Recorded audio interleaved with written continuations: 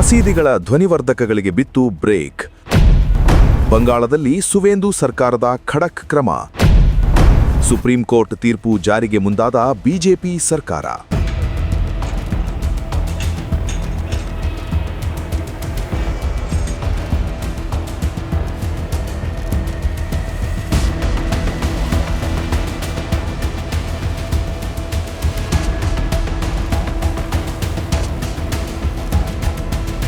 ಇದೇನಿದು, ಮಸೀದಿಗಳಿಂದ ಹೀಗೆ ಧ್ವನಿವರ್ಧಕಗಳನ್ನು ತೆಗಿತಾ ಇದ್ದಾರಲ್ಲ, ಆಶ್ಚರ್ಯ ಆಯ್ತಾ? ಆಗಲೇಬೇಕು. ಯಾಕಂದ್ರೆ ಇಂಥ ದೃಶ್ಯಗಳನ್ನು ನೋಡ್ತೀವಿ ಅಂತ ಬಹುಶಃ ನೀವು ನಿರೀಕ್ಷಿಸಿರಲಿಕ್ಕಿಲ್ಲ. ಈ ದೃಶ್ಯಗಳು ಪಶ್ಚಿಮ ಬಂಗಾಳದ್ದು. ಅಲ್ಲಿನ ಸುವೇಂದು ಅಧಿಕಾರಿ ನೇತೃತ್ವದ ಬಿಜೆಪಿ ಸರ್ಕಾರದ ಕಟ್ಟುನಿಟ್ಟಿನ ಕ್ರಮವೇ ಇಂಥ ದೃಶ್ಯಗಳಿಗೆ ಕಾರಣವಾಗಿದೆ.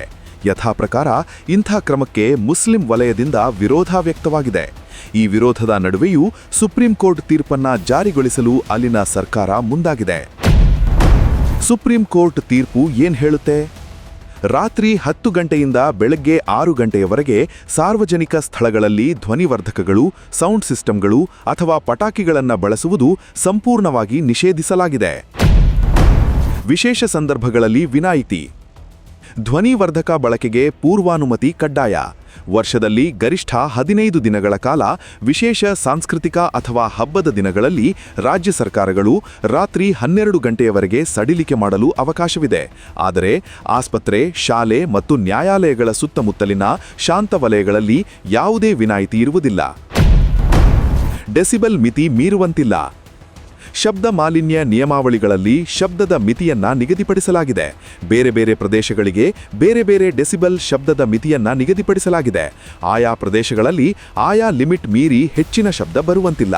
ಈ ನಿಯಮ ಮಸೀದಿಗಷ್ಟೇ ಅಲ್ಲ, ದೇವಾಲಯ, ಚರ್ಚ್ ಸೇರಿದಂತೆ ಎಲ್ಲರಿಗೂ ಅನ್ವಯವಾಗಲಿದೆ. ಆದರೆ ಈ ವಿಷಯವನ್ನ ಮುಚ್ಚಿಟ್ಟು ಕೇವಲ ಮುಸ್ಲಿಮರನ್ನೇ ಟಾರ್ಗೆಟ್ ಮಾಡಲಾಗ್ತಾ ಇದೆ ಅನ್ನೋ ಕೂಗು ಈಗ ಪಶ್ಚಿಮ ಬಂಗಾಳದಲ್ಲಿ ಎದ್ದಿದೆ. क्या ऑर्डर किया है, नोटिफिकेशन किया, किस ऑर्डर के बेसिस से हम लोग को बोल रहे हैं, कोई नहीं देखा पाया.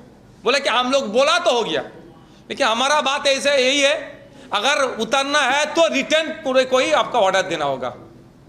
दूसरा बात आए तो पुलिस आके उतार दो. हम इसके खिलाफ कोर्ट में जाएंगे. डीजीपी सर को हम मेल किए हैं, क्या आप कोई ऑर्डर दिए हैं? अगर दिए तो ऑर्डर का कॉपी हम लोग को दीजिए.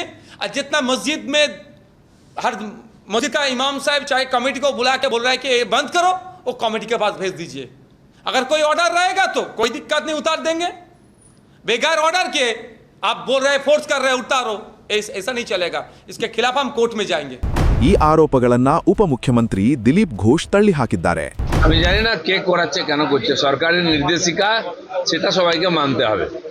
যদি কেউ জোর করে খোলায় সেটা কথা বলা উচিত, ঠিক নয়. আর সব জায়গায় মাইক লাগানোর অনুমতিও নাই.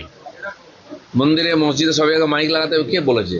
যখন এই ধর্মের কাজ শুরু হয়েছে, ভগবান এসছেন, প্রফেটরা এসেছে, তখন থোড়াই না মাইক ছিল. তো সেই জন্য অন্যের ডিস্টার্ব না হয়, সেজন্য সাউಂಡ್ ಕಂಟ್ರೋಲ್ থাকা উচিত. এটা সরকার বলেছে, সেটাই সবার মানা উচিত. ಇನ್ನು ಸರ್ಕಾರದ ಹೇಳಿಕೆಯಂತೆ ಸುಪ್ರೀಂ ಕೋರ್ಟ್ ಆದೇಶವಿದ್ದರೆ ಸಾಕು, ಇನ್ಯಾವ ಆದೇಶವೂ ಸರ್ಕಾರದಿಂದ ಹೊರಡಿಸಬೇಕಿಲ್ಲ. ಹಾಗಾಗಿ ಪೊಲೀಸರು ಈಗಾಗಲೇ ಹಲವು ಮಸೀದಿ ಕಮಿಟಿಗಳೊಂದಿಗೆ ಸಭೆ ನಡೆಸಿದ್ದು, ಅತಿಯಾದ ಶಬ್ದ ಮಾಡುವ ಧ್ವನಿವರ್ಧಕಗಳ ಬದಲಿಗೆ ಸಣ್ಣ ಸೌಂಡ್ ಬಾಕ್ಸ್ಗಳನ್ನು ಬಳಸುವಂತೆ ಸೂಚಿಸುತ್ತಿದ್ದಾರೆ.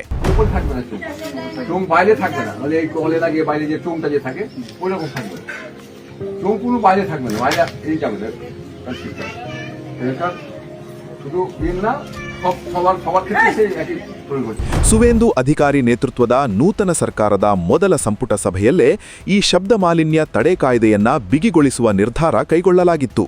ಇದೀಗ ಸರ್ಕಾರದ ಈ ನಿರ್ಧಾರ ರಾಜ್ಯದಲ್ಲಿ ರಾಜಕೀಯ ಹಾಗೂ ಧಾರ್ಮಿಕ ವಲಯದಲ್ಲಿ ದೊಡ್ಡ ಚರ್ಚೆಗೆ ಕಾರಣವಾಗಿದೆ.